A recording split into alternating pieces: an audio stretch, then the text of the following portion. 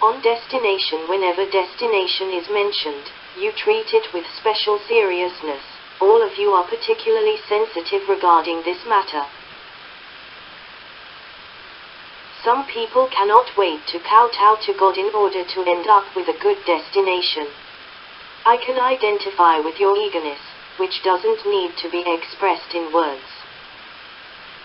You absolutely do not want your flesh to fall into disaster, and even more, you do not want to descend into long-lasting punishment in the future. You only hope to live more freely and easily. So you feel particularly anxious whenever destination is mentioned, fearing deeply that if you are not attentive enough, you may offend God and be subject to the deserved retribution. You have not hesitated to make compromises for the sake of your destination, and many of you who were once devious and flippant have even suddenly turned especially gentle and sincere. Your sincerity is even chilling. Regardless, you all have honest hearts, and from start to finish you have opened up to me without hiding any of the secrets in your heart, be they blame, deceit, or devotion. All in all, you have candidly confessed to me those essential things in your deepest recesses. Of course, I have never avoided such things, because they have become commonplace to me. You'd rather enter the sea of fire for your final destination than lose a single strand of hair to gain God's approval.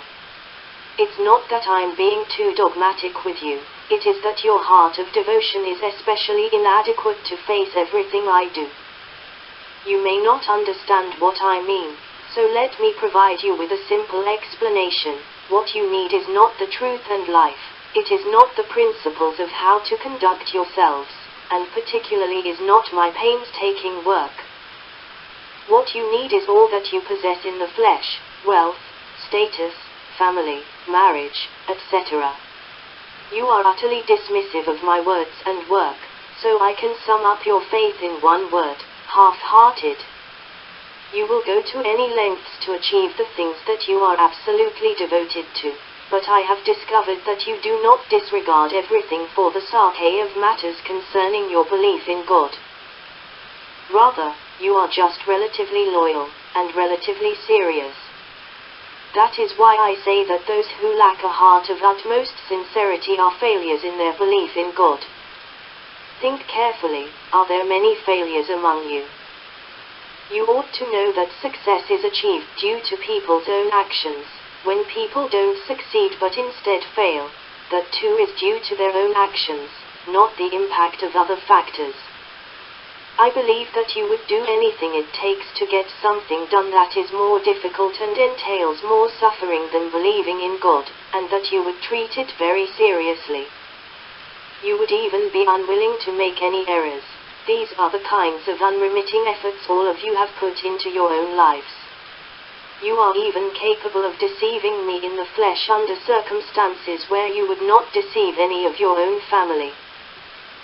This is your consistent behavior and the principle you apply in your lives. Aren't you still cultivating a false image to deceive me, for the sake of your destination, and to have a beautiful and happy destination? I'm aware that your devotion and your sincerity are but temporary, aren't your aspirations and the price you pay only for now? And not then. You only want to exert one final effort to secure a beautiful destination. Your purpose is only to make a trade, it's not so. That you are not indebted to the truth, and it is particularly not to repay me for the price I have paid. In a word, you are only willing to employ your cleverness, but you are unwilling to fight for it. Isn't this your heartfelt wish? You must not disguise yourselves, and even more, must not rack your brains over your destination to the point that you are unable to eat or sleep. Isn't it true that your destination will have been determined in the end? You should do your own duty to the best of your ability with open and upright hearts, and be willing to do whatever it takes.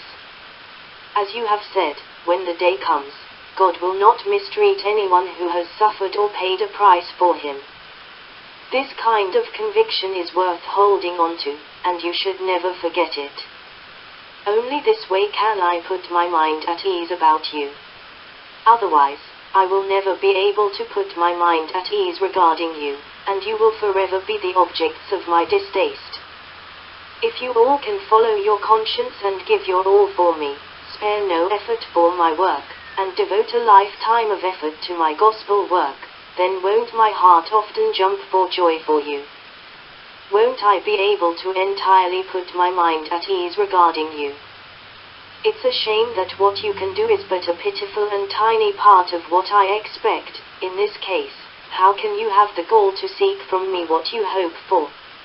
Your destination and your fate are very important to you. They are of grave concern.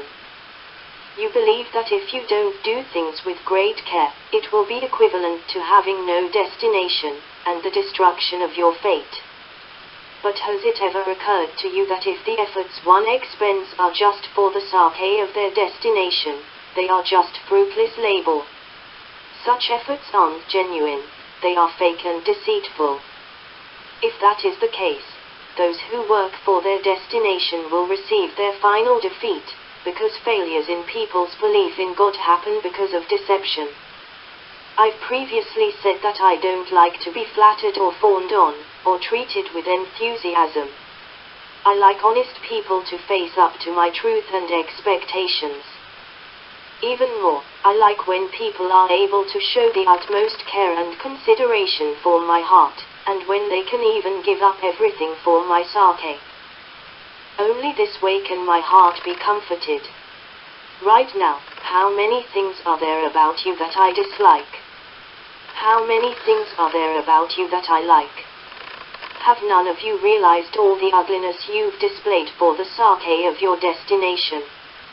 In my heart, I do not wish to be hurtful to any heart that is positive and motivated, and I especially don't wish to diminish the energy of anyone who is faithfully doing his duty. Nonetheless, I must remind each of you of your inadequacies and the filthy soul deep in your hearts. The purpose of doing so is to hope that you will be able to offer up your true heart in facing my words, because what I hate most is people's deceit toward me. I only hope that in the last stage of my work, you are able to perform outstandingly, are fully devoted, and are no longer half-hearted. Of course, I also hope that you all have a good destination. Nevertheless, I still have my own requirement, which is for you to make the best decision in offering up to me your soul and final devotion. If someone doesn't have that soul devotion, that person is surely going to become Satan's treasure, and I will not continue to use him. I shall send him home to be looked after by his parents. My work has been very helpful for you. What I hope to get from you is a heart that is honest and positive, but up until now my hands are still empty. Think about it. When one day I am still this bitter beyond words, what will my attitude toward you be? Will I be as friendly? Will my heart be as peaceful? Do you understand the feelings of a person who has painstakingly farmed but has not harvested a single grain? Do you understand how great the injury is of someone who has been dealt great blow? Can you taste the bitterness of a person full of hope who has to part with someone on bad terms? Have you seen the anger of a person who has been provoked? Can you know the feeling of revengeful urgency of a person who has been treated with hostility and deceitfulness? If you understand the mentality of these people, I think it shouldn't be difficult for you to imagine the attitude God will have at the time of his retribution. Finally, I hope you all put in serious effort for the sake of your own destination. Nonetheless, you'd better not utilize deceitful means in your efforts, or I will still be disappointed with you in my heart. What does such disappointment lead to? Aren't you fooling yourselves? Those who think of their destination yet ruin it are utterly unable to be saved. Even if such people become exasperated, who will sympathize with them? All in all, I'm still willing to wish for you to have a suitable and good destination. Even more so, I hope that none of you fall into disaster.